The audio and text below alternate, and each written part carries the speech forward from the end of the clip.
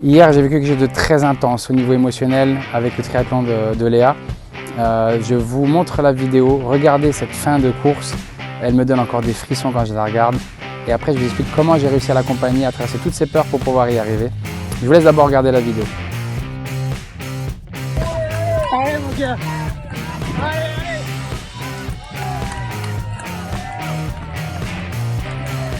allez, allez Léa. Allez mon cœur.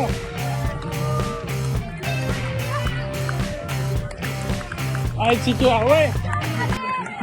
Wow.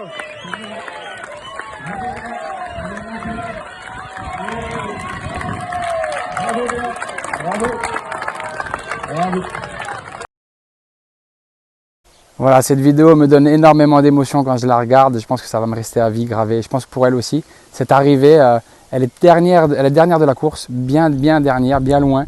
Mais elle a eu tout le public avec elle qui l'ont encouragée. Je pense qu'elle a reçu la plus belle ovation qu'elle pouvait avoir, même si elle avait fini avant-dernière, elle n'aurait pas eu cette ovation. Donc le fait d'avoir fini dernière lui a permis de vivre quelque chose d'assez extraordinaire. Une belle récompense par rapport à tout ce qu'elle a traversé, parce que je peux vous dire qu'on partait de loin. Elle n'a jamais fait de triathlon. On s'est un peu entraîné en course à pied, on s'est entraîné en vélo, donc ça c'était assez accessible. Mais la nage, elle partait vraiment très loin. Elle avait fait quelques cours de natation, mais elle ne nageait pas très bien la brasse. Elle savait nager bien le dos. Généralement en école de natation, on apprend beaucoup le dos. Donc elle a dû apprendre la brasse avec moi. On a été en piscine pour s'entraîner. Et en termes de compétences techniques, je pense que voilà, chacun peut vraiment avancer au niveau technique, au niveau gestuel, au niveau physique, au niveau cardio. On peut très bien s'entraîner. Mais pour traverser toutes les épreuves mentales, c'est encore quelque chose de différent. Et je trouve qu'aujourd'hui, tout ce qui est préparation mentale dans le sport est quelque chose d'essentiel et de nécessaire. Et encore plus quand on a des enfants. Donc comment j'ai pu accompagner Léa, je peux vous dire que ça a été plusieurs étapes. La première, je me souviens de ce voyage, on revient de la piscine et dans la voiture, je la vois pas tout à fait à l'aise par rapport à ce qu'elle me montrait corporellement. Et je lui pose cette question, je fais comment tu te sens du coup après cet entraînement? Et elle commence à pleurer déjà. Et là, j'avais mis le doigt sur quelque chose juste en lui posant la question. Elle me dit, j'ai peur d'être bousculée ou touchée dans l'eau et de paniquer et de couler. Et là, la première chose, ça a été de comprendre que mentalement déjà les enfants ils se projettent sur plein de choses et ils absorbent leur peur. Elle ne m'en aurait pas parlé si je ne lui avais pas posé la question de comment elle se sentait. Si je lui avais dit juste ça, t'es motivée à le faire, elle m'aurait dit oui, oui. Mais juste en lui posant cette question déjà de comment tu te sens, elle m'ouvre un truc que j'avais pas vu. J'ai peur d'être touchée. Donc là, en fait, elle se projette où elle me voit moi, triathlon de Gérardmer avec 1500 personnes, où c'est la cohue dans l'eau, où tout le monde se bat, c'est une machine à laver. Et elle a cette image-là du triathlon, vu qu'elle n'en a pas encore fait. Donc c'était juste là l'idée de la rassurer, de lui dire que de trouver une stratégie en fait pour elle, pour lui montrer qu'il n'y aurait aucun danger là-dessus, c'est de lui dire qu'elle parte derrière tout le monde, elle laisse partir tout le monde. Elle va être dans une catégorie 10-13 ans, elle n'a que 9 ans, elle aura 10 ans seulement au mois de septembre, c'est la plus petite. Les autres sont en club de natation, de triathlon tous, donc ils vont partir plus vite qu'elle. Elle va être dernière, elle va les laisser partir, donc elle sera tranquillement derrière en train de nager comme elle est dans la piscine. Déjà là, elle se sent beaucoup plus rassurée. Elle est ok sur le fait qu'elle sera tranquille dans l'eau, donc elle va pouvoir avancer. Les entraînements s'enchaînent, on commence à approcher près du jour J. Et encore d'autres peurs arrivent sur le fait de pouvoir réussir la natation, principalement sur la natation. J'avais compris que les 200 mètres étaient quand même un challenge assez haut pour elle. Et encore une fois, quand on se lance un objectif comme ça de finir un triathlon, il y a une montagne en fait. Il faut finir la nage, il faut finir le vélo, il faut finir la course à pied et les transitions. Il faut tout penser à plein de choses. L'idée c'était de découper les objectifs pour que pour elle, ce soit le plus simple possible et le plus accessible possible. Vous savez, ces fameux objectifs qu'on se fixe, les step by step, les petits pas par petits pas pour construire notre maison, mur, brique après brique. C'était vraiment l'idée avec elle de lui dire, ton premier objectif, le truc où tu dois juste te concentrer, c'est sur un truc, c'est la première bouée. Arriver à la première bouée.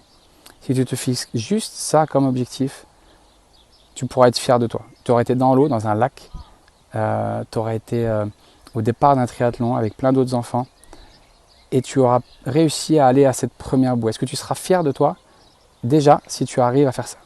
La réponse était très clairement oui avec un grand sourire puisqu'elle était soulagée de tout le reste en fait. Elle s'est enlevée tout le reste, toutes les transitions, tout ce qu'il fallait penser. Elle avait pour elle son objectif du triathlon qui était d'aller sur cette première bouée à même pas 100 mètres pour pouvoir se rassurer déjà. Une fois que l'objectif était clair, je l'ai senti beaucoup plus à l'aise sur le fait d'aborder ce triathlon et surtout ces 200 mètres de nage. Le fait d'aller dans un lac aussi l'a perturbé, du coup on a été s'entraîner, on a été se préparer à vivre ça de manière à ce qu'elle connaisse vraiment les sensations de nager dans un lac. C'est pas du tout pareil que dans une piscine. Donc on a été une fois ou deux s'entraîner. Encore une fois, là il a fallu adapter. Elle n'a pas voulu rentrer dans l'eau parce que l'eau est froide. Les sensations dans l'eau avec la peau étaient difficiles. On a dû trouver une combinaison adaptée pour qu'elle soit confortable dedans. Tous les autres gamins n'avaient pas de combinaison, ils ont été avec une trifonction. Donc pas besoin de combinaison. Pour Léa, c'était le moyen d'y aller et de se sentir plus rassurée. Donc on a trouvé cette petite technique pour qu'elle puisse y aller encore plus sereine. Donc on a trouvé une combinaison, elle s'est entraînée dans un lac à nager un petit peu d'abord, au bord de l'eau, ensuite un tout petit peu plus loin, et ensuite un peu plus loin, et ensuite elle s'est vraiment libérée, elle a commencé à nager avec moi dans le lac de la Madine, on a été s'entraîner tous les deux. Encore une fois, c'est une étape pour qu'elle se sente plus rassurée à y aller encore plus sereine. Donc on a pris cette combinaison, on nous l'a même prêtée pour qu'elle puisse faire le triathlon avec elle. Et on arrive près du tri et le jour J, moi j'ai mon triathlon le matin, donc je sais qu'elle va arriver après avec sa maman. Et moi je commence à faire mon triathlon. Et là, en nageant, je vois qu'il y a des algues énormes dans le lac de Verdun. Vraiment des algues énormes. Et tout de suite, psychologiquement, je sais que Léa déteste les algues. C'est quelque chose dont elle a vraiment très très peur. Je pense qu'elle peut paniquer, elle aurait pu paniquer aussi en voyant ces algues. Donc en finissant le tri, je me suis dit qu'il fallait que j'aille lui dire, pas qu'elle découvre ça pendant son triathlon. Et au moment du coup où Léa se prépare, on se prépare bien tous les deux, on prépare bien les affaires, c'est très important aussi qu'elle se sente à l'aise à ce moment-là, que tout soit bien prêt, donc je l'aide à faire ça. On arrive au bord de l'eau, elle se change et là je lui dis qu'elle risque de voir des algues dans l'eau. Et je lui demande la question, mais est-ce que tu sais ce que c'est qu'une algue? À quoi ça sert? Elle me dit non, mais j'en ai très peur et du coup je risque de paniquer. Je lui repose la question et je lui dis, est-ce que tu sais ce que c'est vraiment? Elle me dit non. Je lui dis, bah tu vois cette plante qui est là dans l'herbe là, tu pourrais la toucher ou marcher dessus? Elle me dit oui. Je lui dis, c'est exactement ce que tu as dans l'eau. C'est des plantes qui te poussent comme ça. Comment tu la trouves cette plante? Elle me dit, bah elle est plutôt jolie. Je dis, bah c'est la même chose mais dans l'eau, donc elle est plutôt jolie aussi. Le seul truc c'est que tu risques de les voir. Et il y a une autre stratégie que tu peux mettre en place. Encore une fois, l'idée c'est de trouver des stratégies face à nos peurs. La stratégie c'était de se dire au moment où il y a les algues, tu puisses lever la tête hors de l'eau dans ta brasse et tu restes la tête hors de l'eau le temps de traverser ces algues. Ça durera sur 1 mètre ou 2 et ensuite tu pourras remettre la tête dans l'eau et tu verras qu'il ne se passera rien. Et là, elle s'est sentie encore une fois assez rassurée. Je ne dis pas qu'elle avait enlevé toutes ses peurs, mais elle s'est dit ok, j'ai ma stratégie, au cas où j'en vois, je sais que je peux lever la tête. J'avais ce doute encore de me dire qu'elle allait vraiment réussir ou qu'elle n'allait pas arrêter la course. Mais elle est prête vraiment pour le faire. Elle se met au départ, donc il y a le départ, c'est parti. Elle laisse les enfants partir comme c'était prévu. Je lui répète au début de la course, va jusqu'à la première bouée. Si tu arrives ça, tout le monde sera fier de toi, tu pourras être fier de toi. Et même si tu arrêtes avant, c'est pas grave. Mais si tu vas à cette première bouée, est-ce que tu seras fier de toi? Oui. J'ai dit, fixe-toi dans ça dans la tête comme objectif. Tout le reste, on s'en fout. Et si tu dépasses cette bouée et tu te sens bien, tu vas à la deuxième. Et si encore une fois, à la fin de cette deuxième bouée, tu te sens bien, tu vas jusqu'à la troisième. C'était ok pour elle. Elle part, et là tous les enfants partent comme des balles. Elle part un peu comme elle peut avec les premières algues qu'elle rencontre, qui se mettent un petit peu autour d'elle. Elle continue, elle continue, elle continue. Tous les autres sortent de l'eau, elle est encore dans l'eau, elle nage. Et là, quelque chose de magique se passe. Je suis avec ma femme, on regarde, on est les derniers, tous les parents sont partis. Et il y a notre Léa qui continue à nager, à nager, à nager. Et en fait, elle a continué jusqu'au bout et elle sort de l'eau. Et là, elle tombe en pleurs totales. Elle commence à pleurer. Donc là, grosse émotion pour les parents aussi, de se dire, ok, qu'est-ce qu'on fait de ça maintenant? Est-ce que je lui dis d'arrêter?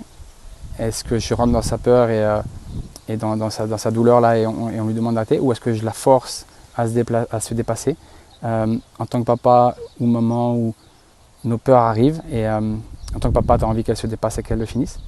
Bref, l'idée c'était pour moi d'aller la voir et de l'accompagner jusqu'à l'ère de transition et de lui parler gentiment, de voir comment elle se sentait et de lui expliquer, grâce à l'expérience que j'ai eue maintenant en triathlon, de lui expliquer que le dur qu'elle a là, dans quelques secondes, il peut vite passer. Donc je l'ai accompagnée à enlever sa combinaison, à bien respirer, à l'accompagner dans ses pleurs jusqu'à ce qu'elle arrête de pleurer, de discuter un petit peu avec lui en lui disant qu'elle avait vraiment le temps de se changer tranquillement, de boire un petit coup, de voir avec elle à quel moment elle se sentait vraiment mieux pour discuter avec elle. Elle a commencé à se calmer, on a commencé à discuter. Elle m'a dit que la nage était très dure. Je lui ai dit oui, c'est vrai, j'en suis convaincu. Mais tu es hors de l'eau maintenant, tu as un vélo à prendre, tu peux juste monter dessus et peut-être faire un tour. Est-ce que tu es OK pour ça? Est-ce que tu as envie de le faire? Ou est-ce que tu veux t'arrêter là? Et elle avait repris son souffle, elle a repris son énergie. Les jambes étaient un peu revenues. Elle est montée sur le vélo, elle m'a dit non, je n'arrêterai pas maintenant, je veux au moins voir ce que ça fait de faire du vélo et je suis sûr que ça ira bien. Elle a pris un vélo, elle est partie sur un tour. Elle était la dernière, toute seule à le faire. J'ai pu demander aux arbitres pour pouvoir l'accompagner sur le deuxième tour. Ils m'ont dit oui, donc ce que j'ai fait, c'est que j'ai pris le vélo et je l'ai accompagné sur le deuxième tour. On a discuté tous les deux ensemble, donc c'était super de partager ça. On était tranquille, elle était dernière, il n'y avait plus rien à gagner. Donc on a discuté, on a même rigolé tous les deux sur le vélo. De se dire que au final, elle allait peut-être avoir l'ovation de la foule parce qu'il y avait déjà des gens qui l'avaient encouragée en sortant de l'eau. Et ce qui se passe, c'est qu'elle pose le vélo, elle commence à courir et là, elle a un point de côté. Jusqu'au bout. Elle a un point de côté et elle me dit j'ai du mal à courir parce que j'ai un point de côté. Il y avait le stress, il y avait plein d'autres choses. Et là, il y avait des escaliers qui arrivaient, il y avait une petite marche à passer. Donc je lui ai dit on marche, on monte l'escalier, on marche, on ressouffle.